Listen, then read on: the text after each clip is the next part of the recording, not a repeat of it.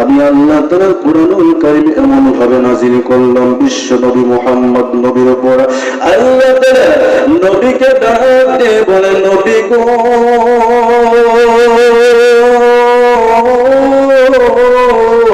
ইয়া রাসূলুল্লাহ ইয়া হাবিবাল্লাহ নবী গো আমি আল্লাহ আপনার উপর 30 পারা কুরআনুল কারীম নাযিল করলাম নবী গো ওই মানুষগুলো অন্ধকারের মধ্যে আছে তাদেরকে আপনি আলোর দিকে আনার জন্য এই কুরআনুল কারীম দিয়ে তাদেরকে আপনি হেদায়েতের পথে ডাকুন আল্লাহর নবী আল্লাহকে ডাকতে বলল মাবুদ গো এই কুরআনুল কারীম আপনি আমার উপর নাযিল করেছেন আমি বিশ্ব নবী এই কোরআন দিয়ে মানুষকে মানুষের সামনে দাওয়াত দেব মানুষকে হেদায়েতের পথে ডাকবো মানুষকে আলোর পথে ডাকবো আল্লাহ রাব্বুল আলামিন তখন কুরআনুল কারীমের আয়াত নাযিল করলেন ফাযাক্কির বিল কুরআনি মান ইয়াখাফু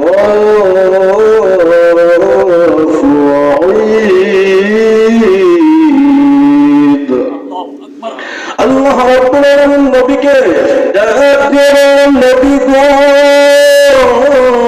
ইয়া রাসূলুল্লাহ নবী গো আপনি যখন মানুষের সামনে যখন ওয়াজ করবেন যখন আলোচনা করবেন ও নবী আপনি কোরআন দিয়ে মানুষের সামনে আলোচনা করবেন কোরআনের বাহিরে কোনো আলোচনা করবেন না ও মুসলমান ভাইরা আমার মুরব্বি বাবাজিরা একটু গভীর মনোযোগ দিয়ে শুনতে হবে আল্লাহ রাব্বুল আলামিন আমাদেরকে সৃষ্টি করেছেন আমরা হলাম আল্লাহর সৃষ্টি আল্লাহ হলো আমাদের স্রষ্টা সেই আল্লাহ রাব্বুল আলামিন ডাক দিয়ে বললেন বান্দা বান্দিরে আমি আল্লাহ তোমাদের রব তোমাদের স্রষ্টা ও মুসলমান একটু খেয়াল করে শোনো আল্লাহ রাব্বুল আলামিন আমাদেরকে সুস্থ রেখেছেন আমাদের মতো কিন্তু অনেক মানুষ এখন আছে হাসপাতালে ভর্তি হয়ে আছে অনেক মানুষ কিন্তু এই শীতের মধ্যে ওই সমস্ত মানুষগুলো রাস্তায় পাগল হয়ে বেড়াইতেছে শুধুমাত্র আল্লাহ একটু ব্রেনটা নরমাল করে দিছে কথা বলেন ঠিক কিনা তাহলে আল্লাহ রাব্বুল আলামিন আমার আপনাদের ইচ্ছা করলে কিন্তু এই ব্রেনটা একটু নরমাল করে দিতে পারেন আল্লাহ যদি বলে কোন হও ফায়াকুন বলার সঙ্গে সঙ্গে হয়ে যায় আল্লাহ ডাক দিয়ে বলে বান্দারে আমি আল্লাহ তাআলা তোমার ব্রেনটা এত সুন্দর করে দিলাম তুমি এই ব্রেন দিয়ে অসংখ্য জিনিস তৈরি করতেছো এই ব্রেন দিয়ে কত বুদ্ধি তুমি খাটাইতেছো ও বান্দা তোমার মতো একটা রাস্তার পাগলের দিকে তাকিয়ে দেখো ওই পাগলটার মাথার ব্রেনটা একটু উলট পালট হওয়ার কারণে ওই পাগলটা রাস্তায় এমন লেগেছে ঘুরতেছে ওকে মানুষ দেখে ঘৃণা পর্যন্ত করতেছে আল্লাহ ইচ্ছা করলে আমাদের এরকম পারে না তাহলে কোরআনের মাহফিলে যদি আমি আপনি না আসি কোরআন যদি না শুনি কোরআনের মাহফিল যদি আমি আপনি যদি মহব্বত না করি কোরআনকে যদি আমি আপনি কলিজার মধ্যে জায়গা করে না দেই তাহলে আমি আপনি আল্লাহর গোলামি আল্লাহর হুকুম কিভাবে পালন করলাম আল্লাহ রাব্বুল আলামিন ডাক দিয়ে বলেন নবী গো ইয়া রাসূলুল্লাহ নবী গো আপনার উপর যে 30 পারা কুরআনুল কারীম আমি আল্লাহ তাআলা নাযিল করলাম ও নবী আমি আল্লাহ তাআলা আপনাকে এমন একটা আয়াত শিক্ষা দিয়ে দেই আল্লাহ তাআলা ডাক দিয়ে বলেন নবী গো এই 30 পারা কুরআন আমি আল্লাহ তাআলা নাযিল করলাম যখন যার যেটা প্রয়োজন সেই বিষয়ে আল্লাহ রাব্বুল আলামিন কুরআনুল কারীমের আয়াতগুলো নাযিল করে দেন আল্লাহ তাআলা ডাক দিয়ে বলেন নবী গো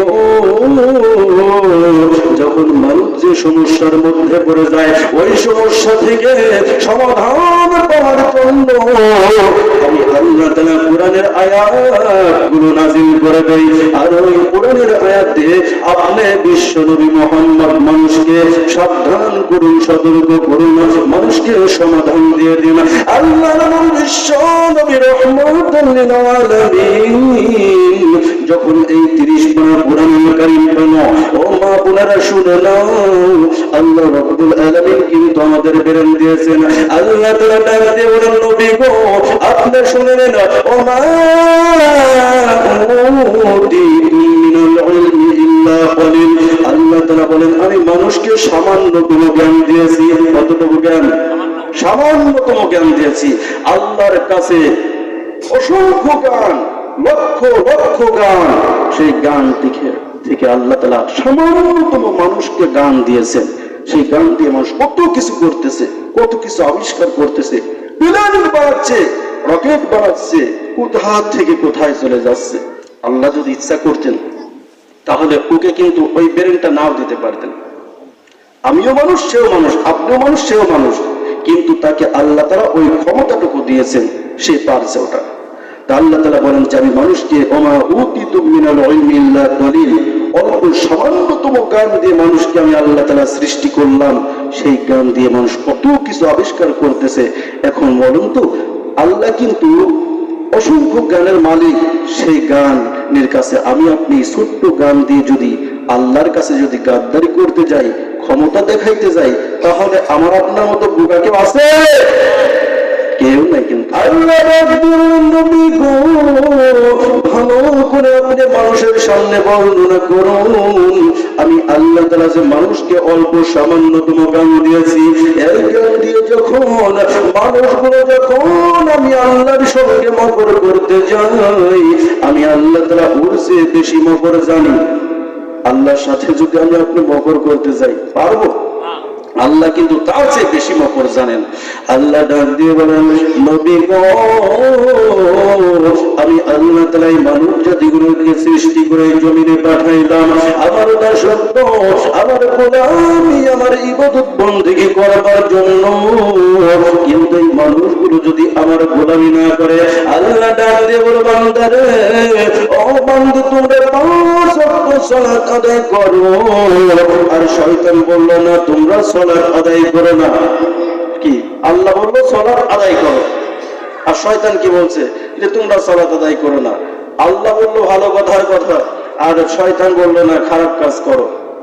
তাহলে আমরা এখন আল্লাহর কথা মানবো না শয়তানের কথা মানবো?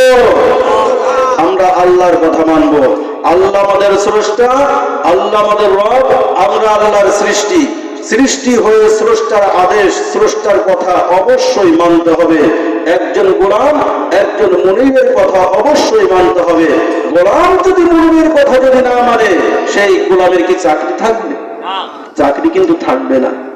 মনে করেন একজন কামলা, একজন গৃহস্থ, আমাদের আঞ্চলিক ভাষা যেটা বলে গৃহস্থ, ওই গৃহস্থ মানুষকে কামলা নিয়েছে। এখন গৃহস্থ বলেছে যে তুমি ভালো কাজ করো, এই কাজটা করো, কাজটা করো। এখন ওই গৃহস্থর কথা যদি না মেনে আর একটা কাজ করে, উল্টা কাজ করে থাকে, তাহলে কেউ শেষে মজুরি দিবে? আমার আল্লাহ তাআলা ডাক দিয়ে বলেন, নবী গো, আমি আল্লাহ তাআলা বান্দা বান্দীকে বললাম তোমরা 5 ওয়াক্ত সালাত আদায় করো, কিন্তু শয়তান বলল না তোমরা সালাত আদায় করো না। ওই বান্দা বান্দী যদি আমার গোলামি না করে, আমার কথা যদি না শুনে, আমার হুকুম যদি অমান্য করে, আমি আল্লাহ তাআলা ওদেরকে কোনো মজুরি দিব না। আর ওদের জন্য আমি আল্লাহ জাহান্নাম তৈরি করে রেখেছি। আল্লাহ যাকে ভালো কাজের মজুরি দিবেন, সেটা হলো সর্বপ্রথম নেক আমল। বলুন কি আমল? আর ওই নেক আমলের কারণে মানুষগুলো আল্লাহর জান্নাতে যাবে। আমাদের দিন কিন্তু ফুরায় যাচ্ছে। অনেকে বৃদ্ধকাল এসে গেছে, ছোট্ট কাল থেকে আমরা পর্যন্ত যৌবন বৃদ্ধকাল পর্যন্ত চলে এসেছি। এই জন্য আমাদের এখনই সাবধান হতে হবে, সতর্ক হতে হবে। আল্লাহর নয় আল্লাহর গোলামি, আল্লাহর দাসত্ব গোলামি করে সেই মহান রবকে যদি রাজি খুশি করতে পারি, তাহলে আমরা পরকালে শান্তি পাবো। তাছাড়া আমাদের পরকালে নাজাত পাওয়ার মতো কোনো উপায় নাই। তোমার গহনা দিন ফুরাইয়া যাবে, যৌবনে লাগছে ঘাটি। ওই যে দেখো ডাকিতেছে তোমায় কবরের মাটি। ওই যে দেখো ডাকিতেছে তোমায় কবরের মাটি। সন্ধ্যার আগে যেদিন ডুবিবে বেলা,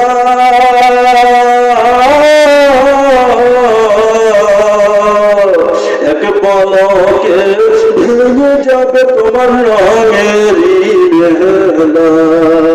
সন্ধ্যার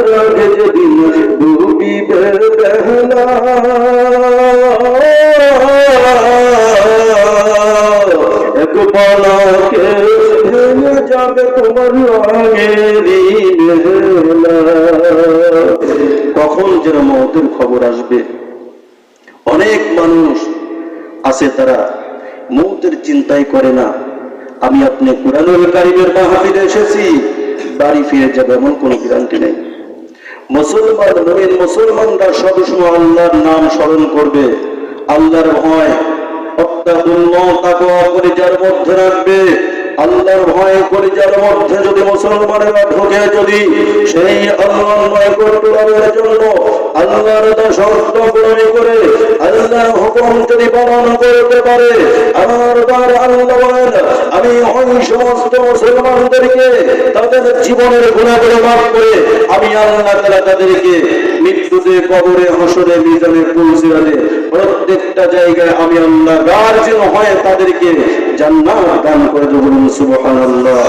সম্মানিত প্রিয় মুসলমান, আমরা এই দুনিয়াতে এসে দেখুন কত পরিশ্রম করে, কত কষ্ট স্বীকার করে, মাথার ঘাম পায়ে ফেলিয়ে কত কষ্ট করে টাকা পয়সা উপার্জন করি শুধুমাত্র দুনিয়ার মধ্যে একটু সুখ শান্তি আরামায়েশ থাকার জন্য। এই সুখ শান্তি আরামায়েশ করতে গিয়ে যদি সেই আল্লাহকে যদি ভুলে যাই, আল্লাহকে যদি না চিনতে পারি, তাহলে আমার আপনার মতো কপাল পুরা পৃথিবীতে আর কেউ নেই। আল্লাহর নবী বিশ্ব নবী রাহমাতাল লিল আলামিন সাহাবীদেরকে ডাক দিয়ে বলেন, সাহাবীরা রে, আমি তোমাদের কাছে এমন একটা কথা বলতে চাই, তোমরা গভীর মনোযোগ দিয়ে শোনো। সাহাবীরা নবীকে ডাক দিয়ে বলেন, নবী গো, ইয়া রাসূলুল্লাহ, ইয়া হাবিবাল্লাহ, নবী গো, আপনি কি কথা বলতে চান?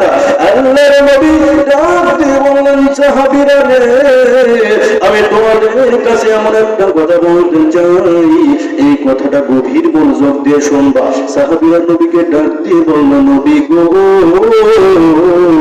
ইয়া রাসূলুল্লাহ, ইয়া হাবিবাল্লাহ, আপনি যখন ওয়াজ করেন, আপনি যখন আলোচনা করেন, আমরা তো মাটির দিকে মুখটা করে আপনার আলোচনা শুনি আর চোখের পানি ঝরে আমাদের পড়তে থাকে। আল্লাহর নবী ডাক দিয়ে বলল, ও সাহাবীরা শুনে নাও, আমি বিশ্ব নবী বলতেছি, দুনিয়ার ওয়াসিকুল্লি কদিয়া, দুনিয়ার মহব্বত সমস্ত গুনাহের মূল। ও মুসলমান, গভীর মনোযোগ দিয়ে শুনবেন। আজ কিন্তু অনেক মানুষ এই দুনিয়ার মহব্বতে পড়ে গুনাহের মধ্যে জর্জরিত হয়ে গেছে। কোনটা গুনাহের কাজে পর্যন্ত জানে না, কোনটা ভালো কাজ সেটাও